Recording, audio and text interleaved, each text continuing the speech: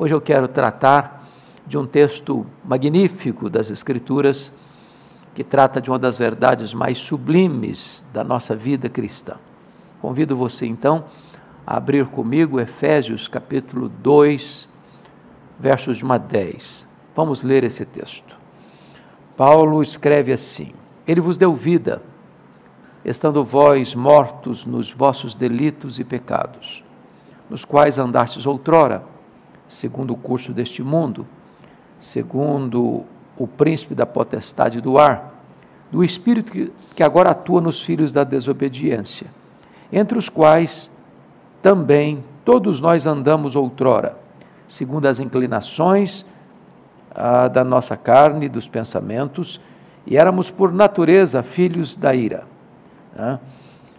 E ele vai dizer também no verso 4, mas Deus, sendo rico em misericórdia, por causa do grande amor com que nos amou, e estando nós mortos em nossos delitos, nos deu vida juntamente com Cristo. E estando nós mortos, então, Ele nos deu vida. E esta vida foi dada junto com Cristo. E ele termina o verso 5 dizendo: pela graça sois salvos. E agora, ele no verso 6 diz: e juntamente com Ele nos ressuscitou, e nos fez assentar nos lugares celestiais em Cristo Jesus, para mostrar nos séculos vindouros a suprema riqueza da sua graça em bondade para conosco em Cristo Jesus. E ele conclui esse texto dizendo assim: porque pela graça sois salvos mediante a fé. Isso não vem de vós, é dom de Deus, não de obras para que ninguém se glorie.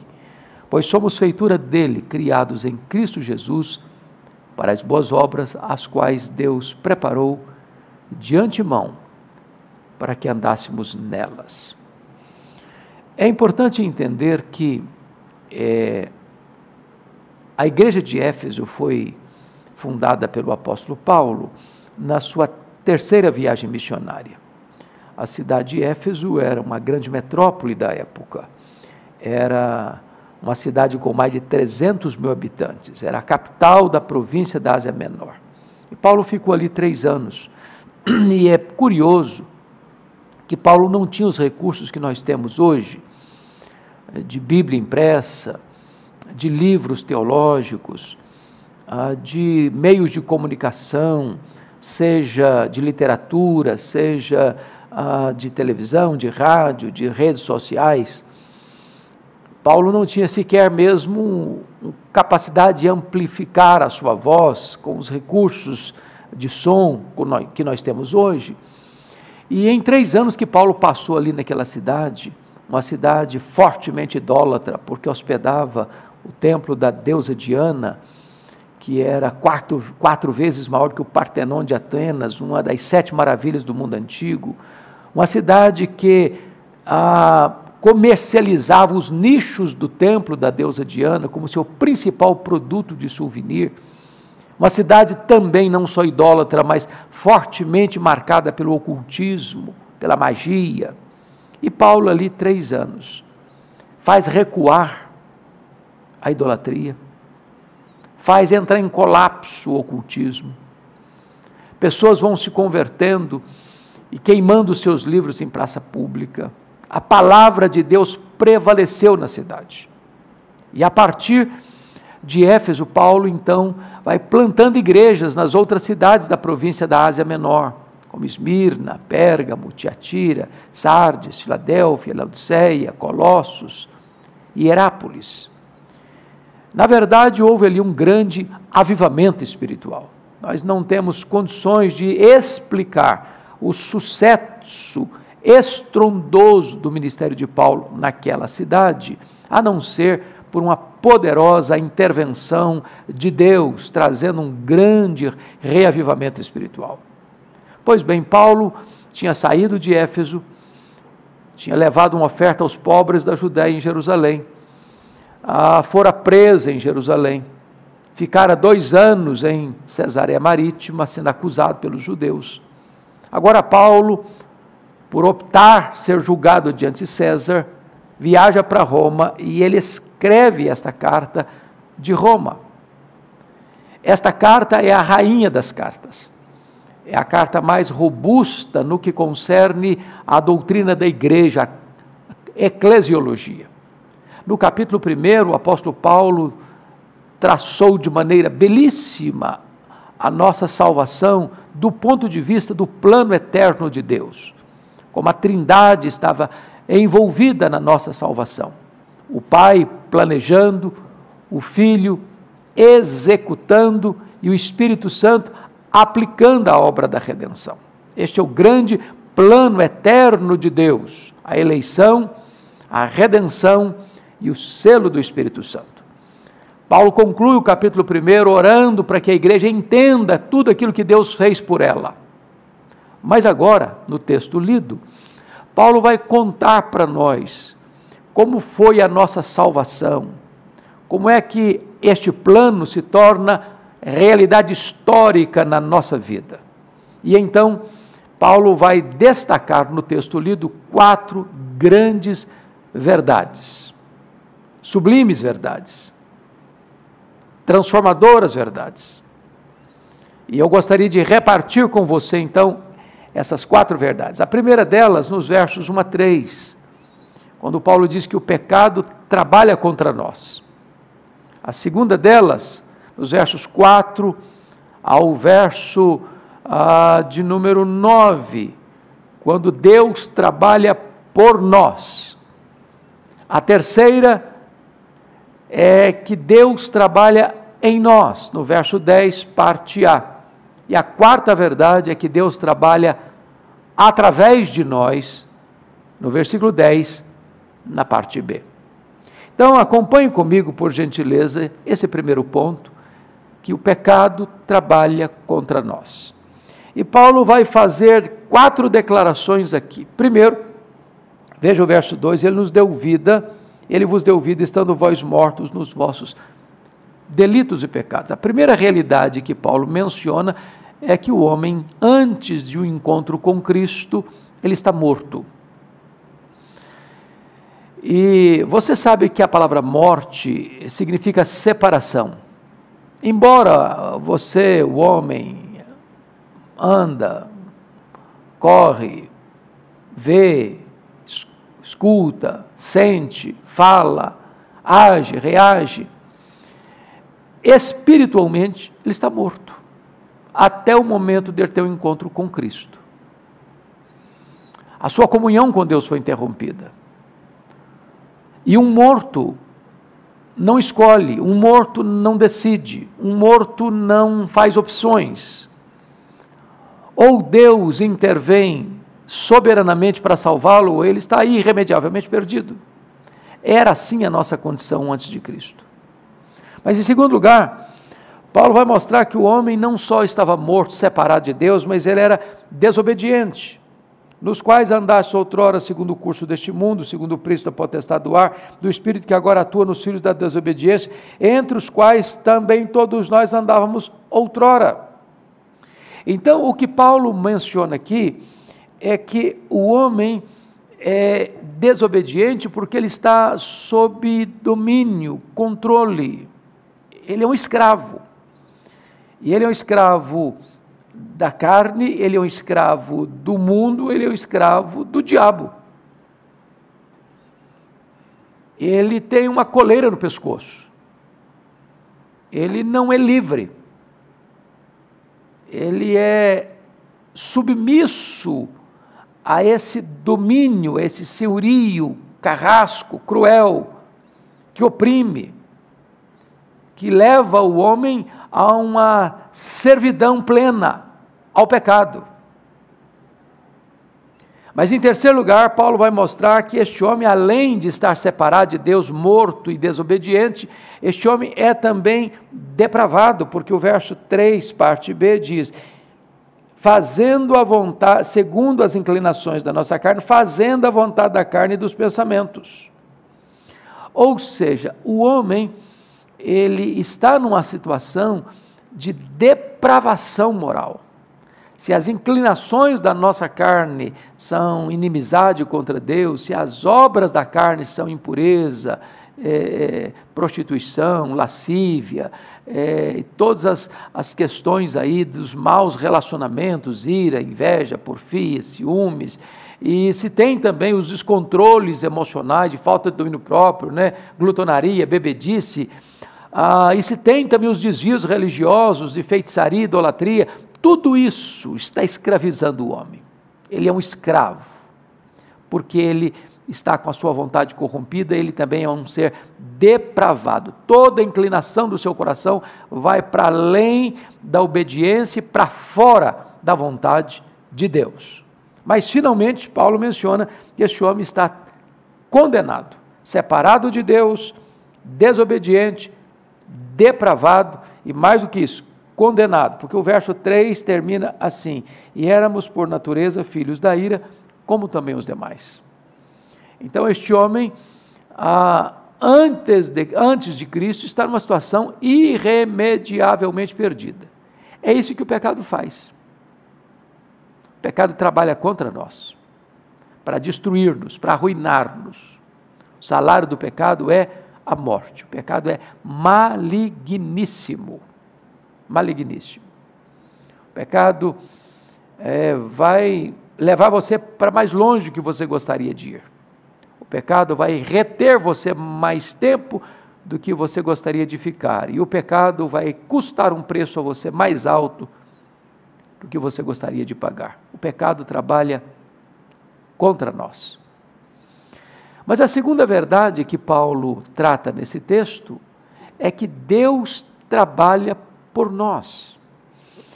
E veja você, no verso 4, que está aqui uma conjunção adversativa extremamente importante no contexto desta carta e deste texto em especial. Mas, diante da crise que o homem estava, porque o pecado trabalhou contra ele, levando à morte, à desobediência, à depravação e à condenação, apesar deste quadro sombrio, mas Deus, e aí entra o que Deus fez por nós. Em primeiro lugar, versículo 4 diz que Deus nos amou, mas Deus, sendo rico em misericórdia, por causa do grande amor com que nos amou. Então, é claro que se Deus nos amou, Deus não nos amou porque viu em nós virtudes suficientes ou elementos, predicados, dignos de recomendar-nos ao amor. O amor de Deus não tem sua causa em nós, o amor de Deus tem sua causa nele mesmo. É por isso que ele só nos amou, porque ele é rico em misericórdia. Porque ele lançou o coração dele na nossa miséria, ele nos amou. Mas amou-nos com amor eterno, amou-nos com amor sacrificial, amou-nos com amor abundante, amou-nos com amor imerecido e amou-nos com amor provado. Ele, por ter nos amado, não poupou o seu próprio Filho, antes por todos nós o entregou. Esta é a sublimidade incomparável do amor de Deus por você. Mas em segundo lugar, Deus nos ressuscitou, olha o verso 5, estando nós mortos em nossos delitos, nos deu vida juntamente com Cristo, pela graça sois salvos. O que Paulo está dizendo é que a nossa salvação não foi apenas um verniz, uma caiação. Deus não apenas fez algumas reformas estruturais, Deus não apenas passou-nos um cosmético religioso, para que você e eu pudéssemos ser salvos, foi necessário que Deus fizesse uma operação de milagre na nossa história, ressuscitando-nos, trazendo-nos de volta para a vida. Estávamos mortos. Você não enfeita um morto, você não passa cosmético num morto, você não veste um morto de forma bonita achando que esses recursos externos possam lhe dar vida. A religião não pode dar vida, os rituais não podem dar vida. Só Deus pode operar esse milagre da ressurreição espiritual. E foi isso que Deus fez por nós. Terceiro lugar, Deus nos exaltou, versículo 6, e juntamente com Ele nos ressuscitou e nos fez assentar nos lugares celestiais em Cristo Jesus. Veja você que Deus nos tira da sepultura existencial, nos dá vida e nos exalta, fazendo-nos assentar com Cristo nas regiões celestiais, acima de todo principado e potestade. De tal maneira que, se você está em Cristo, você já está com Ele assentado numa posição de honra nas regiões celestiais. Deus não só lhe salvou, Ele também lhe exaltou. Não estou lhe dizendo exaltou no sentido de soberba, de arrogância, de altivez. Não, não, não. É a posição elevada que Deus colocou você. É isso que Deus fez por você. Mas ainda, em quarto lugar, Deus nos guardou, olha comigo o verso 7, para mostrar nos séculos vindouros a suprema riqueza da sua graça em bondade para conosco em Cristo Jesus. Então, Deus vai preservar você pelos séculos vindouros, com um propósito, para revelar, para mostrar a suprema riqueza da sua graça em bondade para conosco em Cristo. Em outras palavras, Deus que salvou você, Ele vai preservar sua vida, guardar você, até aquele grande dia da consumação final, quando Ele vai apresentar você como troféu da sua graça, não dos seus méritos. Em outras palavras, ninguém vai chegar no céu, bater no peito, arrogantemente dizer, eu vim receber o que eu mereço. Não. Nós seremos troféus da graça de Deus. Ele, Deus, será exaltado pela nossa salvação. Bom, já olhamos até agora as duas verdades primeiras. O pecado trabalha contra nós, mas Deus trabalha por nós. E vale ainda mencionar agora que Deus trabalha, o terceiro ponto é que Deus trabalha em nós. Confira comigo os versos 8, 9 e 10a. Porque pela graça sois salvos, mediante a fé.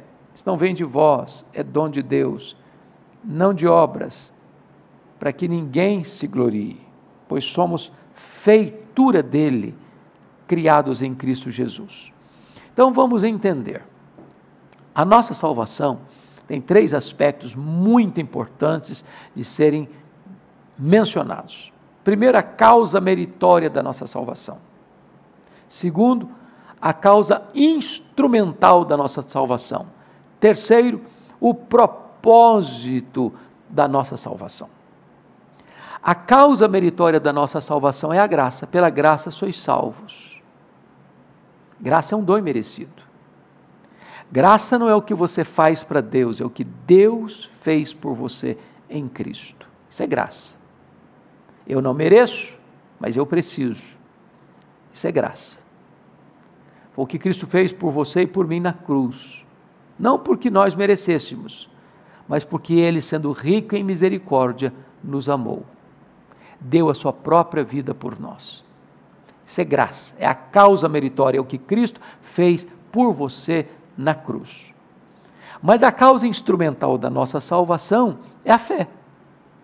Pela graça sois salvos mediante a fé. Não é a fé que é a causa meritória, não. Não, não.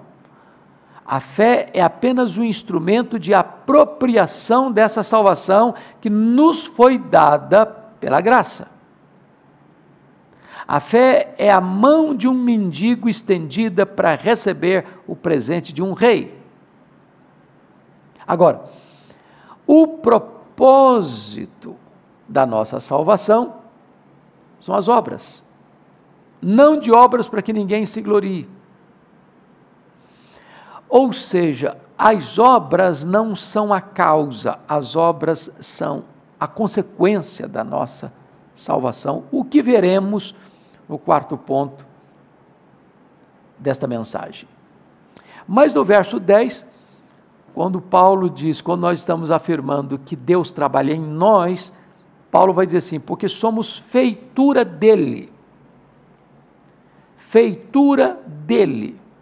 E essa palavra feitura é a palavra poema, na língua original, na língua grega. Então Deus está escrevendo um belíssimo poema na sua vida. Nas palavras de Paulo, na carta aos Romanos, capítulo 8, verso 29, Deus predestinou você para você ser conforme a imagem de Jesus. Ou, nas palavras de 2 Coríntios 3,18, Deus está transformando você de glória em glória na imagem de Cristo, pelo Senhor, o Espírito. Ou seja, talvez você olhe para a sua vida hoje, mas eu não estou vendo beleza nesse poema. Aliás, nem rima ele tem. Calma, Deus ainda está escrevendo. Ele está esculpindo em você a beleza do seu filho. É como o ourives que pega o metal cheio de impurezas e joga-o no cadinho, no fogo, e o fogo começa a destruir as impurezas, para que o ouro se torne belo, nobre, puro, útil. Quando é que o ouro está bom? Dizem os entendidos, é quando o ourives olha e vê o seu rosto refletido naquele metal. Deus está trabalhando em você, Deus está escrevendo esse poema da sua vida, olhando para você, no momento em que o próprio Pai, o próprio Deus, vê a beleza do seu filho em você, em mim, nós estamos com um poema pronto, escrito pelo próprio Deus. Deus está trabalhando em você. Mas o último ponto desta mensagem é que se o pecado trabalha contra nós, se Deus trabalha por nós, se Deus trabalha em nós, em quarto lugar, Deus trabalha através de nós. Olha o final do verso 10. Somos feitura dele, criados em Cristo Jesus, para as boas obras, as quais Deus de antemão preparou para que nós andássemos nelas.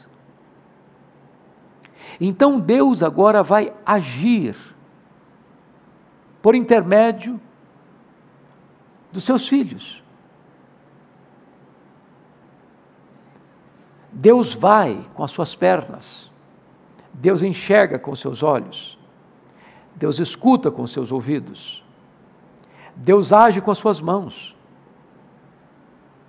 Você foi salvo para servir, você foi salvo para fazer. Tem tanta gente que confunde isso, achando que as nossas obras são a causa da nossa salvação, que nós temos que merecer a nossa salvação, que nós temos que fazer por onde para sermos salvos. Não é isso que o texto ensina. O que o texto ensina é que nós somos salvos pela graça, mediante a fé. Mas nós somos salvos para as boas obras. Eu não sou salvo porque pratico boas obras, as pratico porque fui salvo pela graça. As boas obras não são meritórias, elas são expressão de gratidão a Deus pela salvação gratuita que recebemos pela fé. Então é hora de você perguntar, nesse quesito boas obras, que nota você daria a você? Seríamos nós muito egoístas, recebendo gratuitamente a salvação, cruzássemos os braços e quiséssemos só receber, a vida inteira só receber. Aqueles que só recebem ficam estagnados, como o mar morto, que recebe as águas do Jordão, mas não as distribui. Por isso não tem vida. Deus salvou você para as boas obras. Quando você as pratica, você está não apenas abençoando pessoas, mas você está glorificando a Deus, o Pai que está nos céus. É hora de você perguntar, como é que você tem feito com esta salvação que você recebeu de graça? E agora, como evidência da sua gratidão a Deus, o que é que você tem feito? Bom, nós devemos praticar essas boas obras, primeiro dentro da nossa casa. Quem não cuida da sua família é pior que o incrédulo. Segundo, nós devemos fazer o bem, primeiramente, aos domésticos da fé. Terceiro, nós devemos fazer o bem a todos os homens, indistintamente a todos os homens. Quarto e último lugar, nós devemos fazer o bem até mesmo aos nossos inimigos. Se o teu inimigo tiver fome, dá-lhe de comer, se tiver sede, dá-lhe de beber. Você não pode ser vencido pelo mal, você precisa vencer o mal com o bem. E desta maneira, você vai, com as boas obras, numa expressão da sua gratidão a Deus, abençoar pessoas, de perto e de longe. Então, fechando, nós afirmamos 4 verdades nesse texto. Primeiro, pecado trabalha contra nós. Segundo, Deus trabalha por nós. Terceiro, Deus trabalha em nós. Quarto, Deus trabalha através de nós. Desejo ardentemente que Deus abençoe sua vida. Eu não sei como é que você está aí do outro lado, mas talvez você está prisioneiro do pecado, do vício, das mazelas. Você está sem vida, sem liberdade, sem alegria, sem paz, atormentado, escravizado, achando que não tem mais saída. Pois eu quero lhe dizer que apesar dessa situação terrível, Deus ama você. E Deus é poderoso para salvar você, para tirar você da morte, para tirar você da escravidão, para tirar você dessas amarras que lhe prendem e dar vida e exaltar você e guardar você em segurança como troféu da sua graça. Eu quero dizer para você que hoje, agora, Deus pode fazer este milagre na sua vida de salvar você, de fazer de você um membro da sua família, de selar você com o Espírito Santo e guardar você para apresentar você como um troféu da sua graça. Eu quero dizer que você que foi alcançado por esta graça, está sendo transformado todo dia pelo Espírito Santo, mediante a palavra, como se Deus estivesse escrevendo um belíssimo poema na sua vida e depois refletindo esta beleza para o mundo todo através da prática das boas obras. Que Deus abençoe sua vida, que Deus abençoe sua casa, que Deus abençoe sua família. Sempre se lembre disso. O pecado trabalha contra nós, Deus trabalha por nós, Deus trabalha em nós e Deus trabalha através de nós. Grande abraço, Deus abençoe sua vida.